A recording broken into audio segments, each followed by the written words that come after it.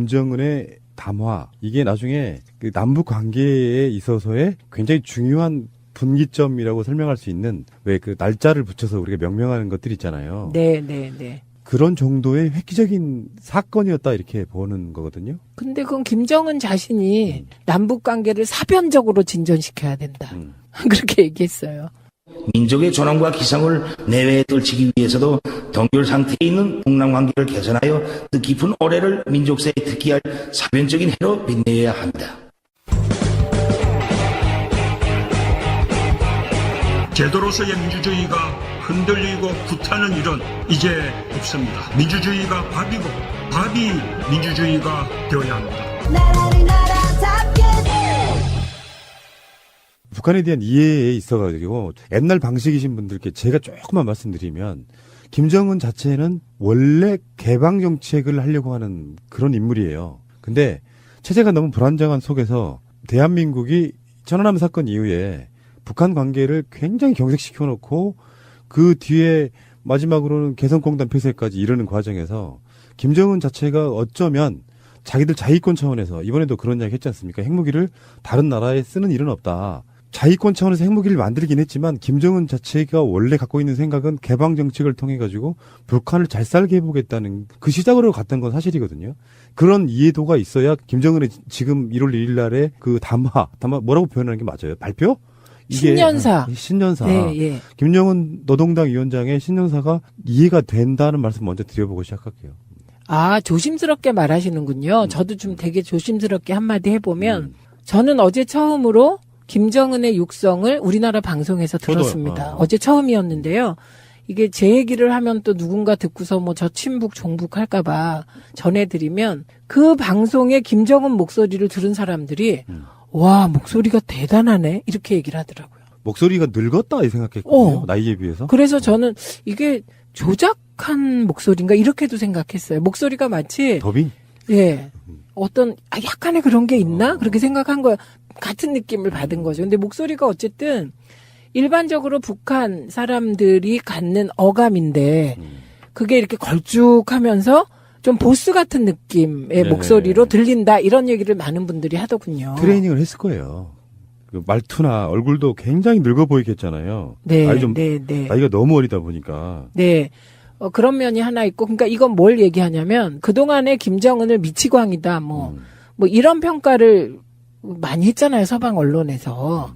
그런데 갑자기 어제는 김정은이 상식적인 범위의 사람 지도자 뭐 이런 것처럼 지금 얘기를 하는 거예요. 그러니까. 네.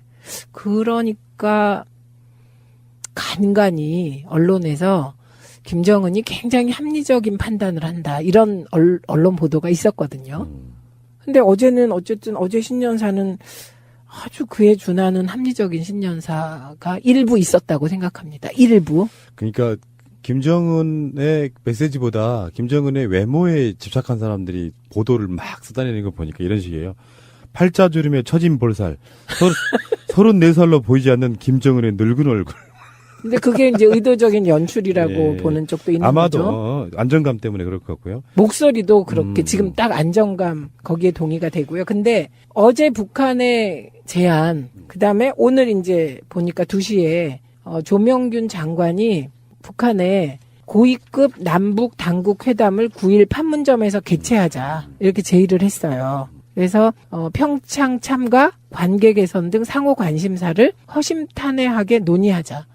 예, 이렇게 되면 문재인 정부 첫 남북 회담이 되고요. 그리고 2년 만에 남북 당국 회담이 이제 있게 되는 거거든요.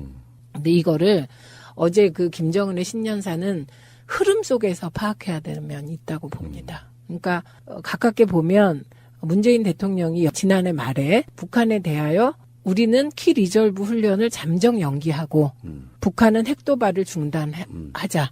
이런 제안을 한 적이 있어요. 그래서 막 무리를 빚었잖아요. 그래갖고 뭐 대부분의 언론이 이게 미국과의 엇박자다 막 이렇게 나오기도 하고. 그런데 정작 한미연합사에서는 진지하게 검토하겠다. 그래서 긍정적인 입장을 밝혔다. 뭐 이래서 되게 혼란스럽게 국민들을 만든 건이거든요. 그리고 문재인 대통령의 요 얘기는 더 멀리 가면 이미 집권 초에 밝힌 겁니다. 그리고 요게 평창 구상으로 구체화되고 우리가 키 리졸브를 중단할 테니 평창 올림픽 성공을 위하여 북한도 도발을 그때까지 멈추어 달라. 그러니까 이제 문재인 대통령이 뭐를 하는 걸 보면 극단적이질 않으세요. 응? 좋은 점이죠? 예, 그래서 그 극단적이지 않기 때문에 현실은 극단적이지 않거든요. 그리고 협상을 해도 뭐 양쪽에서 주장을 하면 한쪽 입장으로 가는 경우는 협상이 아니고요. 중간 어느 지점에선가 결론이 나왔을 때 양측이 그냥 만족은 못해도 용인하게 되는 거거든요. 예, 그래서 동의하고 인정해야 동의돼서 동의보감이라도 만드는 건데. 아, 이 맥락 있는 유머. 고등학생 유머요. 예. 급식 유머. 그런 거거든요. 그런데 답답한 게 뭐였냐면 우리 정부는 북한이 어떤 제안을 해도 반응이 없는 겁니다. 그랬었죠, 지금까지. 네. 반응이 없었고요. 그리고 이렇게 이제 뭐 독일이나 뭐 서방의 북한과 좀 친한 그 학자들 얘기를 전해 들어보면 김정은은 절대로 남한하고 대화할 생각이 없다. 이런 얘기가 계속 전해져 오고 막 이랬거든요. 예. 그런데 정말 갑자기 신년사를 통해서 이런 파격적인 제안을 한 거잖아요. 사변적인 전환기를 마련하자는 거거든요.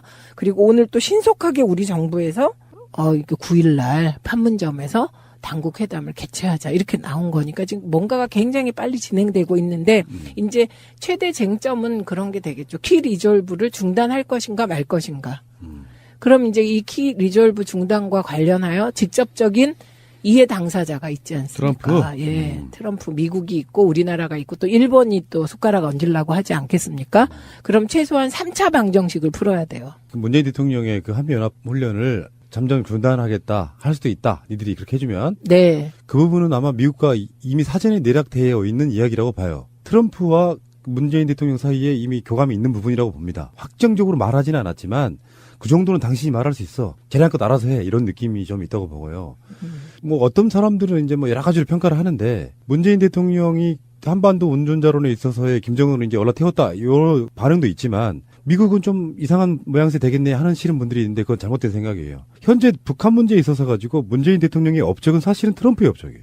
아, 그렇죠. 네. 그러니까 트럼프 자체가 직접 너 김정은 너까지 직접 상대 안 해. 요 느낌이라고 하면 문재인 대통령이 잘 조율해 가면서 트럼프도 김정은도 양손으로 요리할 수 있는 정도의 위치에 저는 올라와 있다고 보기 때문에 남한과 북한이 사이가 좋아지면 트럼프가 불편해 이런 건 아닌 것 같고요. 뭐 어떤 분들은 무기 팔아먹기 위해서 남북 관계가 계속 안 좋아야 된다고 하는데 저는 그렇게 생각하지는 않습니다. 왜냐하면 세계 대통령의 위치는 세계를 평화적으로 이끄는 부분이 더 중요한 업적 중에 하나예요. 이 부분에 있어갖고 트럼프 자체는 어느 쪽이든 간에 다 얻는 이득이 있다는 이야기예요. 그런 면에서 트럼프의 반응은 지켜보지 뭐. 저게 사실인지 진실인지 진정성 있는지 이런 반응이었다고 하니까 미국의 전폭적인 지지 아래 제가 오늘 나간 방송에서 그런 얘기 했거든요. 올림픽의 기한도 얼마 남지 않았기 때문에 속전속결로 스피디하게 진행할 거다. 근데 그게 올림픽 문제만으로 끝나지 않고 이제 뭐 선수단도 오고 무슨 응원단도 오고 하면 나중에 올림픽이 끝나고 나서도 그 이어진이 계속되면서 어쩌면 올해 안에도 정상회담도 가능할 수 있다. 관계만 계속 이렇게 우호적인 분위기만 가면 그 사이에 김정은이 핵 실험할 수 있겠어요? 저는 못한다고 보거든요. 그러니까 우선 김정은은요 평창 올림픽이 잘 성공하길 바란다. 근데 거기엔 또 한 축도 있어요.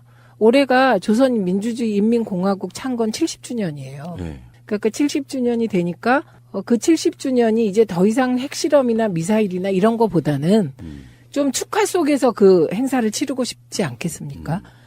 그래서 그 두 개를 예로 들었죠, 김정은이. 그래도 둘 다 잘 치러지길 바란다, 지금 이런 거거든요. 예, 그렇기 때문에 푸나님의 이게 이제 모든 일이 낙관과 이게 비관이 있으면 낙관 쪽에 좀 더 무게를 실은 저 전망이 저는 그렇게 가야 하고 향후 그렇게 갈 거라고 봅니다. 근데 단기적으로는 그게 이제 직선으로 가지는 않겠죠. 어딘가에서 또 이제 반동이 있고 흔들기가 있고 조금 이렇게 나선형을 그리면서 가긴 하겠지만 그렇게 갈 거라고 생각하는데 점검해야 될 지점은 있는 것 같아요. 우리가 김대중 대통령 시절, 노무현 대통령 시절, 이명박 박근혜 보면 우리가 그런 기대가 있었어요. 미국 정부가 민주당 정권일 때 남북 관계가 획기적으로 진전되지 않을까? 오바마가 정권을 잡으면 남북 관계를 좀 오바마식으로 그렇게 해결하지 않을까? 그리고 이게 이제 조합도 잘 맞아야 되는데 미국의 민주당 정권이 들어섰을 때 우리도 민주당 정권이 들어서면 좀 더 좋지 않을까? 이런 이제 일반적인 생각을 많이 해봤잖아요. 근데 이게 정권의 성격이 엇갈리기도 하고 그리고 역시 민주당 정권이 미국에 들어서도 국익이 우선이기 때문에 북한은 늘 내치용으로 썼다는 거예요. 그런데 오히려 저는 거꾸로 트럼프가 장사꾼적 기질이 있는 지도자이기 때문에 이 남북 관계를 푸는데 과거의 이념형 지도자들보다는 오히려 우리에게 유리할 수 있겠다. 그래서 아까 그 요리라는 표현을 쓰셨을 때 이념형 지도자들은 요리가 안 됩니다. 이념형으로 가야 하니까. 근데 오히려 실용적인 지도자들과는 이제 요리라는 게 협상의 여지가 있다 이런 뜻이잖아요. 그래서 협상의 여지가 있다. 그거 동의합니다. 그래서 우리 언론도 그런데요. 처음에 김정은 신년사가 나왔을 때 TV 화면에 보면 밑에 트럼프 두고 보자 이렇게 계속 떴던 거 아세요? 지켜보자와 두고 보자가 참 어감이 너무 다른데. 그런데 우리 언론은 두고 보자로 떴습니다. 계속 그 밑에 자막이. 그랬다가 오늘 지켜보자로 바뀌었어요. 이거 무슨 뜻일까요? 그러니까 우리는 우리 남북관계 개선하고 한미동맹 강화하고 대중관계 회복하려면 빨리 자유한국당 쪽 정치인들이 변화된 세상에 자기를 맞춰가야 돼요. 이거 하나 있고 두 번째는 언론이 그렇게 하시면 안 됩니다. 이거 무조건 뭐가 나와도 무조건 그 문재인 흔들기 코드로 그러니까 가면 그게 안 미친놈들이에요. 됩니다. 그게 언론이 존재해야 될 이유 중에 하나가 누구를 흔들고 클릭수를 높이는 게 아니고 가장 먼저는 사실 보도. 그 사실 보도의 목적이 네. 공익, 국민, 그렇죠. 나라의 이익에 부합하는 게 먼저죠. 네. 그러니까 이게 좀 정말 화가 나는 게 이런 거예요. 핵 개발하지 말래며. 그래서 핵 개발 했던 안 했던 간에 그러면 니들이 원하는 게 전쟁이냐? 이렇게 묻고 싶었던 거고요. 김정은이 그래서 우리 평화체제로 이제 가자. 올림픽도 출전할 수도 있고 뭐 만날 수도 있고 다 이야기하면 핵 개발하면 핵 개발한다고 욕하고 전향적으로 평창 올림픽 참가도 할 수 있고 나만 뭐 잘 되길 바란다고 이야기하면 또 자기 말 바꿨다고 욕하고 방법이 없어요. 이 사람들한테는. 어느 쪽도 다 비판이에요. 그러니까 저는 요즘 결국은 문정인 특보하고 정세현 전 장관을 그렇게 보수 언론이 비판하고 자유한국당이 비판해도 결국은 그분들이 얘기하는 방향으로 가고 있지 않습니까? 지금 세상이. 그러니까 자기들이 만약에 정권 잡았을 때 똑같은 상황이면 어떻게 할 것인지는 최소한 해줘야 국민들 입장에서 저 사람들도 사람이네 이런 생각이 들 텐데 무조건적인 반대예요. 말이 됩니까 이게? 분하님. 자유한국당이 집권하면 이런 상황이 안 와요. 공감력을 갖기 위해서 한번 그 네. 사람들한테 그 이야기 해주고 싶은 거예요. 그래서 오히려 지금 상황에서 빨리 생각을 바꿔줘야 될 사람들은 그 문정인 특보나 정세현 전 장관이 아니에요. 그분들은 일관되게 가고 근데 있잖아요. 그냥 일관돼요. 욕먹어도 일관돼요.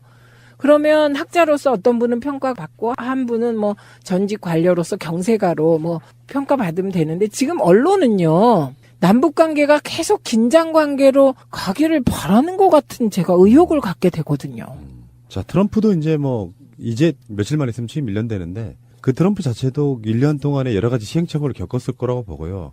요즘에 하는 짓을 보면 막 취임 초기하고 달라요. 그만큼 학습 효과도 있는 사람이에요. 네. 워낙에 막 개망난 이런 느낌이 있어서 그렇지 이 사람도 금방 자기 나라의 국익에 부합하는 정도 무엇이 이익인가 네. 한번 생각하게 될 시기가 올 것 같고요. 자, 알겠습니다. 어쨌건 저는 획기적인 사건 하나 겪으면서 앞으로 우리가 민족 중흥의 역사적 시대를 맞이하는 게 아닌가.